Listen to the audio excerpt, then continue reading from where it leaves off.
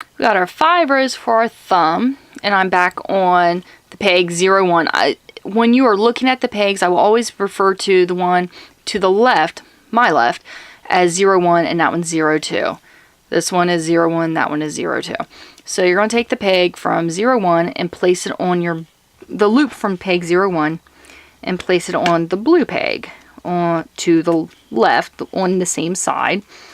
You'll take the loop from peg 0, 2 and place it on the right. And then you can take that off. Now the pegs are a little wider, so you do gotta kind of wiggle them to get it out. But there's the peg out. Go ahead and pull that string down in there. And there we go. We're going to start right back in with the pattern. We've got our 4 marked ones right here for the cable. So these 3 are going to be purled and those 3 are going to be purled. So the yarn is coming from the blue peg, so we're going to the purple peg, which is our first purled peg. And this one, the stitches might be pretty tight because you're going to have 2 on it. But you're going to use them both together as one and purl that peg. And purl another one, and then we E-wrap these 4. You can E-wrap them one at a time and take the bottom over the top, or you can do all 4 of them and then come back to it. Really doesn't matter. Purl those 3. Now we're going to flat stitch all the way around back to this blue peg right here.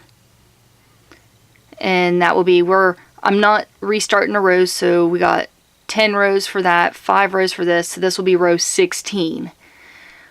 When you just keep going in the round, purling, E-wrapping, purling, flat stitch until you are done with row 19. I'll show you what to do on row 20. Got row 19 done, and again I went ahead and purled the first 3 of row 20. We're going to do another cable, which I'm going to go ahead and show you how to do the cable again, and that'll be the last time I show you how to do it for the rest of the pattern, which I don't know if you've kind of picked up on it yet or not, but every 5 rows you will do a cable row. So here we are. Peg 1 and 2 of the 4 pegs for the cable I put on my cable tool. I'm going to E-wrap peg 3. Make sure to have your yarn behind your empty pegs, because the working yarn was coming from the peg right before. So I E-wrapped peg 3, remove peg 3, place it on peg 1, E-wrap peg 4, take the bottom over the top, remove the loop from peg 4, place it on peg 2. I always put my finger on top of the peg when I'm doing this, just so I don't accidentally go to tighten it and it fall off. I move the yarn over this way because now I need to take the first stitch, place on peg 3, the second one, place on peg 4. But you're going to place the stitch and then you will E-wrap it. Now be careful, I just want to take one off. I don't want to take them both off. You see it automatically wants to twist. Okay, stop twisting on me. Which one thing you can do, you can kind of let it loose and it will unwind a bit on its own. It just makes it a little easier to move over. So you take and place that on peg 3. You E-wrap peg 3, take that bottom stitch over the top,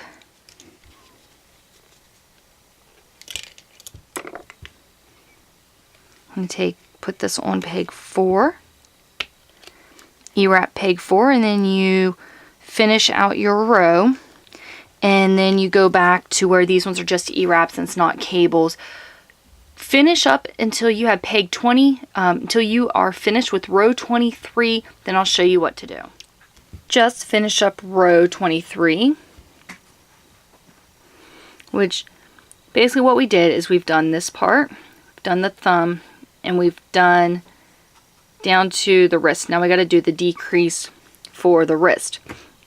While you do all of this, anytime you are on your 5th row, you cable these 4 pegs the exact same way I've already showed you. I went over it a couple times. You just got to remember that through the entire project, that's what you do.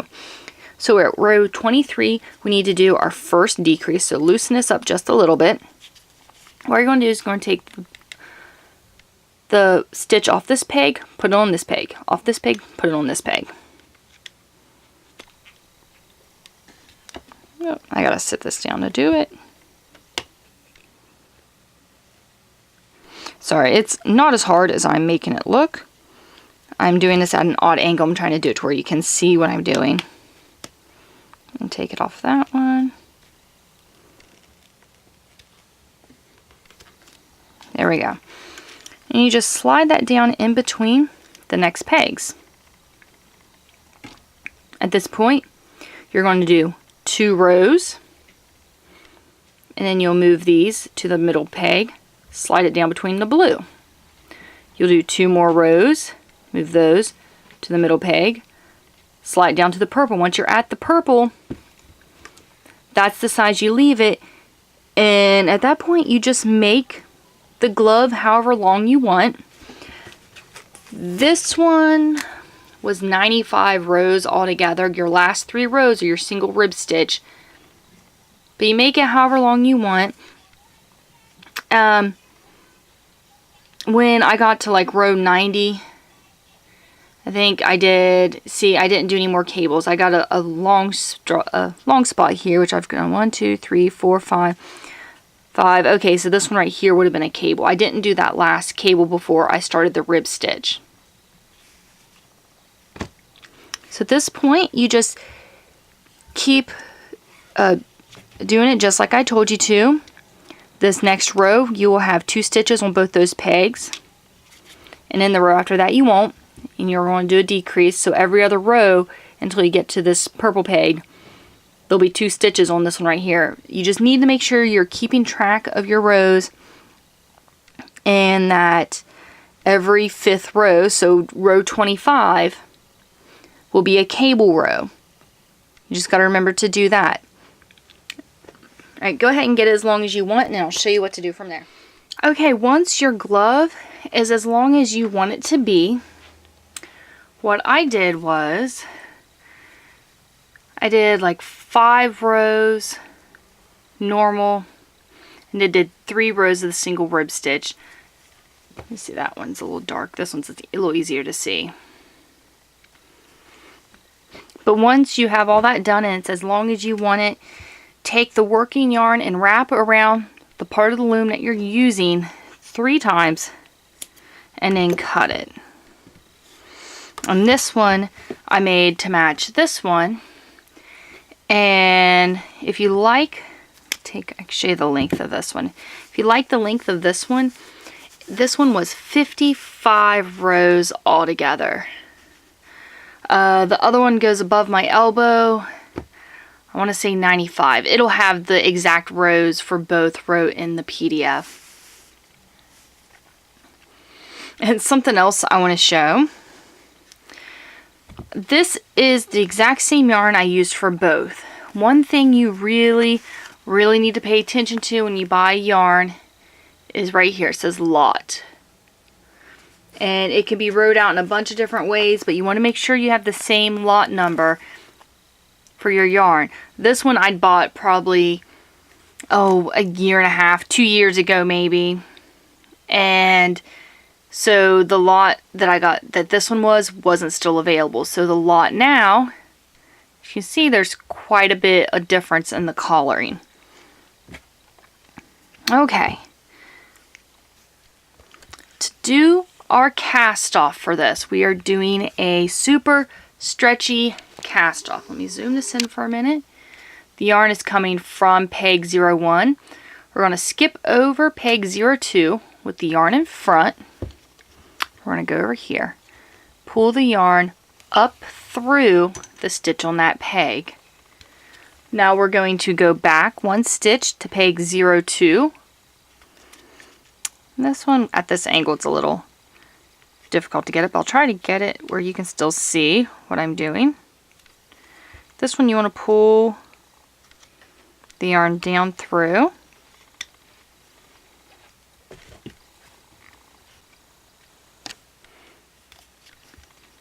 So you pull the yarn down through peg 02. Now the yarn's coming from peg 02. We're going to skip the next peg. Pull the yarn up through. You can go back 1, pull the yarn down through. Now you are pulling the yarn down through both strands that are on there. And this is what you do all the way around. You skip a peg, pull the yarn up, go back 1 peg, and pull the yarn down. Skip a peg, pull the yarn up, go back a peg, pull the yarn down. There we go. Do this all the way around the loom until you've done this to every single peg. Once you're done, you can just take and pop everything off the loom. Flip your glove inside out, and I'll show you how to weave in your ends. Got it off the loom, flip it inside out. This is what it looks like. Now I've already woven the ends for this strand and this strand. I'll show you what I did. You can just cut them off. Leave a little bit, that way when you stretch and everything, they'll kind of stretch in. If it pokes through the other side, you can just clip it down. Because I weave them in usually about 2-3 inches, maybe even a little more, just so that they are in there really good and you don't have to worry about them coming loose. Now we're left with this hole right here, and we need to fill that hole in. I don't really do anything too special for this. What we're going to be doing is just going, let me zoom in just a little bit. We're going to go from one side to the next, just kind of stitching it closed. And what you want to do is you want to pull, you don't want to pull one stitch and make another hole, so try to find stitches that are kind of tight.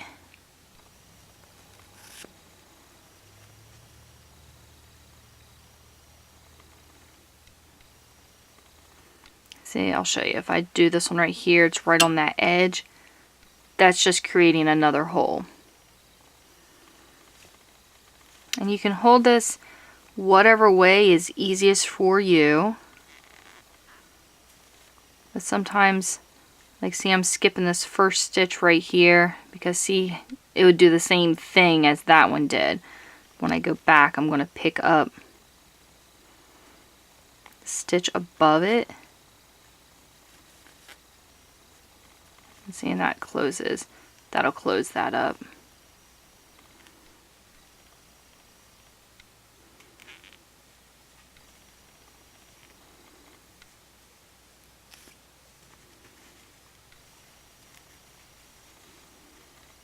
I almost got it.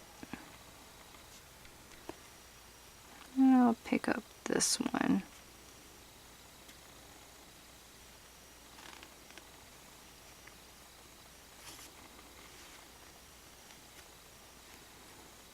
Okay, it looks like we just need 1 or 2 more. Which I'll pull this one through here.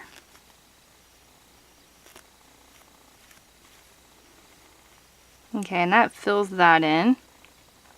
Now what I'm going to do is weave this kind of down to this one,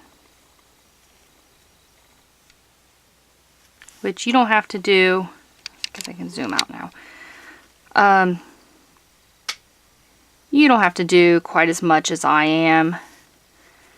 I try my best to get the one right around the thumb stitched in really good, just because you don't want that hole to open back up down the road.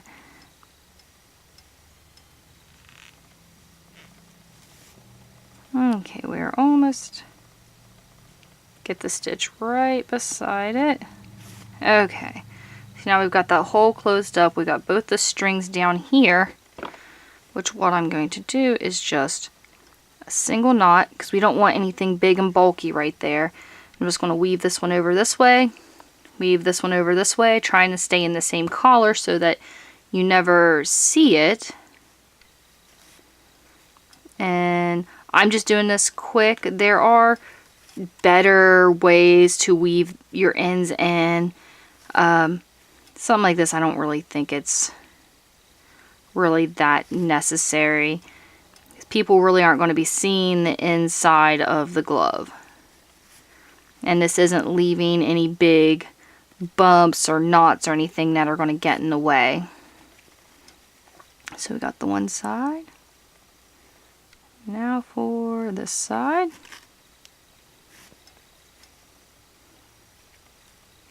So I'm just going to go over a couple inches. Another way you could weave your ends in is, see how this is a 2-ply, which means it's 2 strands twisted together. You could separate those and run 1 ply in one direction and 1 ply in another direction like I did here. You won't have any type of bumps or anything that way. What I want to do is I want to kind of stretch this, then cut. Flip this back inside out.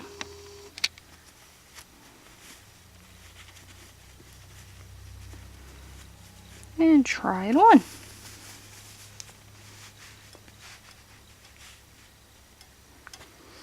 And I'll put this one on too, and you can see the difference. The exact same yarn in the same name, same colorway, but they're different dye lots. So it looks like 2 completely different gloves pretty much, because there's a lot more white in the red, which made it look pretty much pink. But here we go, your gloves are all done, whether you made the shorter ones or the longer ones. There you go. If you have any questions or comments, you can email me. My email is in the description below, or you can just leave a comment in the comment section below. Of course, there is a direct link to the PDF in the comment section, in the description below as well. Thank you so much for watching, and don't forget to subscribe.